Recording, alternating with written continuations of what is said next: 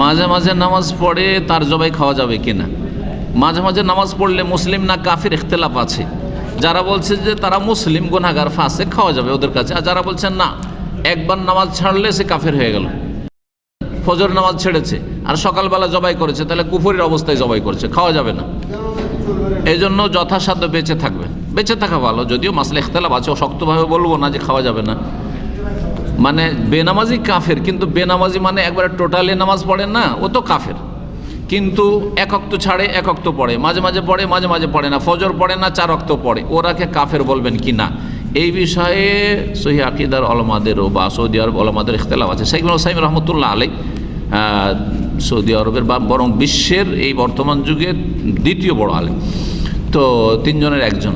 তো উনি বলছেন না, এক ওয়াক্ত ছাড়লো কাফের, এক ওয়াক্ত ছাড়লো। নামাজ ত্যাগকারীর বিধান যে বইটি আছে, আমার অনুবাদ করা বাংলায়, কিন্তু 40 পৃষ্ঠার বই, ওতে উনি এক ওয়াক্ত ছাড়লো কাফের, তখনকার মতো কাফের হয়ে গেল। আবার যখন জোহর পড়লো তখন সে মুসলিম হইল, যখন নামাজ আসর ছেড়ে দিল তখন আবার কাফের হয়ে গেল। মানে কুফরি ইসলামের জীবন তার, যেন সে মাঝে মাঝে কাফের থাকছে মাঝে মাঝে মুসলিম থাকছে। সুতরাং ওদের জবিহা খাওয়া জায়েজ নয়। আরেক দল বলছেন যে মাঝে মধ্যে ছাড়ে, ওরা কাফের নয়, ওরা ফাসেক, বড় গুনাহগার, কিন্তু কাফের নয়, তার বড় কাফের নয় আর কি, তো তাদের মতে খাওয়া যাবে। আর আরেক দল তো বলছেন যে বেনামাজি যদি অবহেলা করে ছাড়ে কিন্তু অস্বীকার করেন না, তাহলে কাফের নয়। জি, কাফের নয়, কিন্তু তার শাস্তি কি, এই নিয়ে তখন আবার ইখতিলাফ আছে ইমাম শাফি, মালিক আর আবু হানিফার। আবু হানিফা রাহমাতুল্লাহ বলছেন যে জেলে বন্ধ করে রাখতে হবে যতক্ষণ তওবা না করবে। আর ইমাম শাফি আর মালিক বলছে তার মুসলিম সরকার মৃত্যুদণ্ড দেবে যদি তওবা না করে। তাহলে জি, এটা হালকা ফতোয়া বলছি। আবু হানিফা রাহমাতুল্লাহর ফতোয়া হচ্ছে সবচেয়ে হালকা ফতোয়া, যে আজীবন তাকে জেলে রাখতে হবে যতক্ষণ তওবা করে নামাজি না হবে, সবচেয়ে হালকা ফতোয়া। ইমাম আহমদের ফতোয়া তারও শক্ত, সে মুরতাদ, আর মুরতাদের শাস্তি মৃত্যুদণ্ড। জি, মৃত্যুদণ্ড, যে বেনামাজি তার কঠিন শাস্তি। কারণ সাহাবায়ে কেরাম আসলে বেনামাজিকে মুসলিম ভাবতেন না, একমত ছিলেন তারা। আর তারা আমাদের মতো আবেগী না, বিবেকী ছিলেন কোরআন হাদিসের ভিত্তিতে।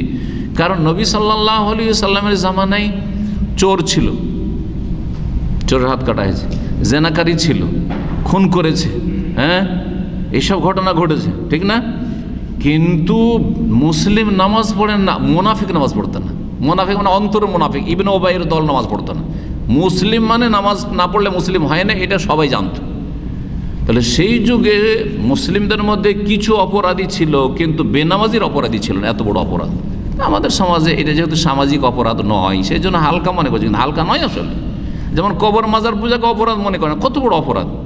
হিন্দুদের মূর্তি পূজার মতো অপরাধ, কিন্তু কোন অপরাধ মনে করছে?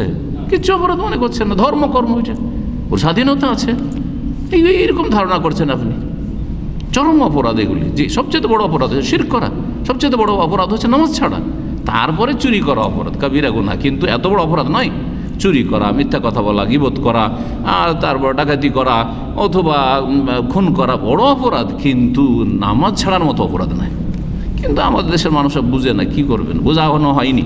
এখন নতুন করে এখন বুঝে কতদিন লাগবে আল্লাহ ভালো জানেন। কারণ আলেম সমাজ আমাদের দেশে এই দায়িত্বটা পালন করে, নামাজের গুরুত্ব এইভাবে বর্ণনা করেন যেভাবে কোরআন হাদিসে আছে।